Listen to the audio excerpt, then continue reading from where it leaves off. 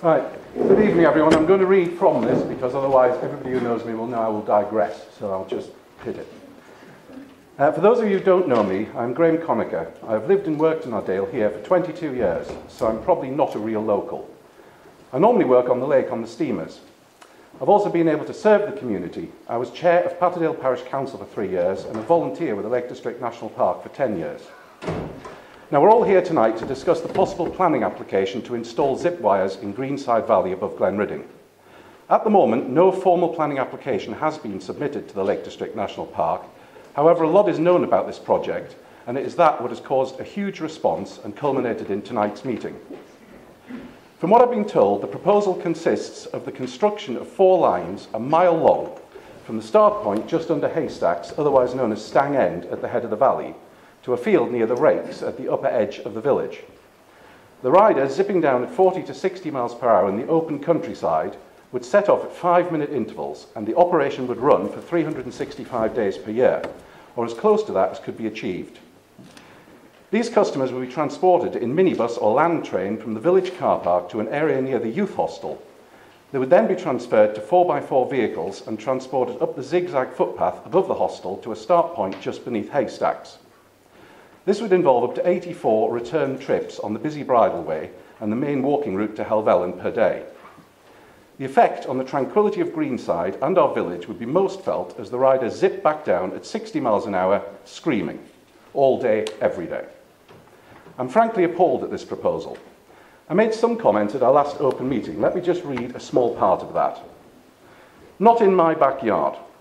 You know, I'd never heard the word NIMBY until 2 weeks ago. I was chatting to a neighbour about this zip wire, and he said we must not become NIMBYs. I got to thinking about this, so I will tell you about my backyard.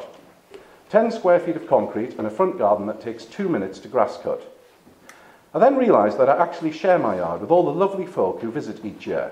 I chat to our walkers as they pass my house. I devote all my working days to looking after the visitors to my yard.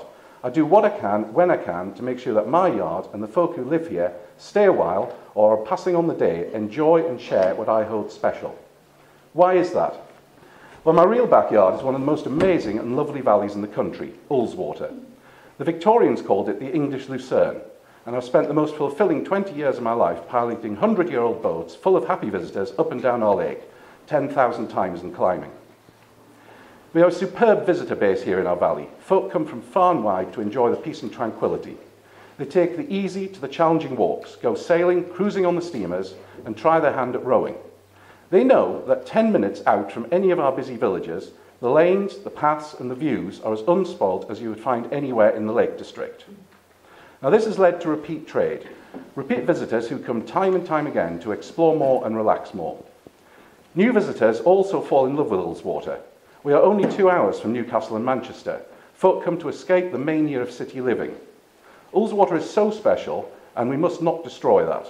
This was my holiday story from the age of 4. We are not Windermere, and we are not Keswick, and it's the difference that brings our visitors and our livelihood. Now, we're always open to new ideas here, but we must be sure that they will benefit our community and be in harmony with what makes us special.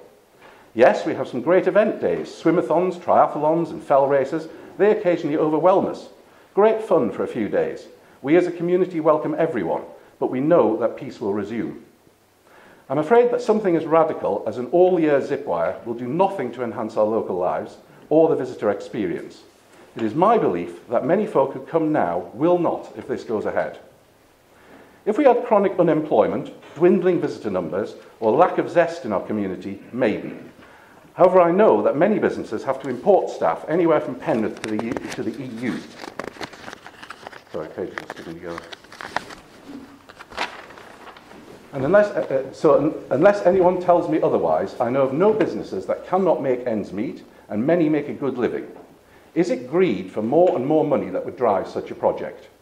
So no, not in my backyard. You see, my yard is yours too, and this is a national park. Do we allow the few to kill the golden goose for long-standing, hard-working and caring businesses? Who are the few? Well, obviously Mike Turner from Treetop Treks. Well done for being innovative, but please not here, find the right place. And now we come to the real nub of the matter. What I've heard since this process began from a large number of visitors and villagers was, don't worry, this will never happen here. Well, after the heartfelt testimony given to us all by the girls from Brockhole, I think we realised that it could and probably would if we did nothing.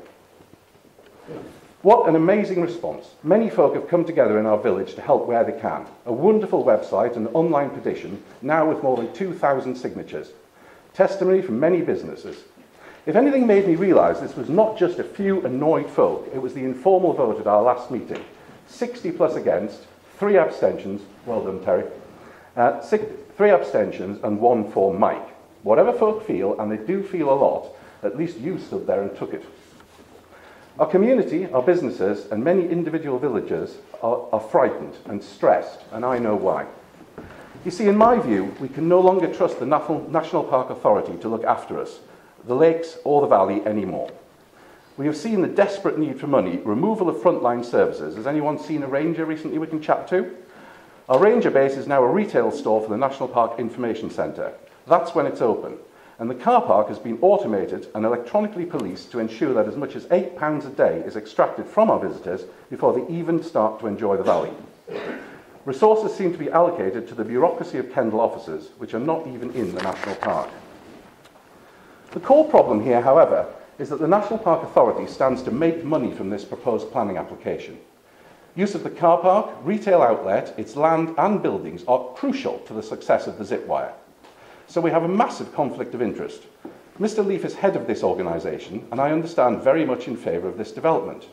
He is in the fantastic position of being head of the planning authority and promoting the applicant. For decades, all of us have had to jump through many hoops to obtain permission just to paint a window or extend a house. It's a pain. We understand, though, because without rules, the lakes would have been ruined. The pre-planning advice given by Mr. Leaf's own department is exactly what we'd expect a project like this to generate. We should be able to sit back and say, this will never happen here. We can't, and we are frightened. Trust is the basis we must all try to work with. I do not trust the National Park to look after us, or our Dale, anymore. There must be no zip wire here, not even a little one, because we know that once the door is open, Ullswater will become Windermere, or worse, Alton Towers. Given the testimony from the Brockhole experience, and knowing that planning could be submitted over the Christmas, as apparently it was at Brockhole, we as a community would have had no time to deal with this. As it is, we are way ahead of the game. I thank you all for a massive effort. We have survived foot and mouth, major floods, and even the recession, all by helping each other and sticking together. Let's hope we can survive an onslaught from the authority created to protect us. There is a lot of basic principles to answer here tonight, and many questions on detail. Please listen, please ask, please digest. I do not relish a long battle of stress and emotion affecting our community over Christmas and the New Year. We all need a break before gearing up to handle the thousands of visitors depending on us and we on them for next year's trade. Ullswater is an amazing adventure of life and beauty. Let's keep it that way. Thank you. Yeah.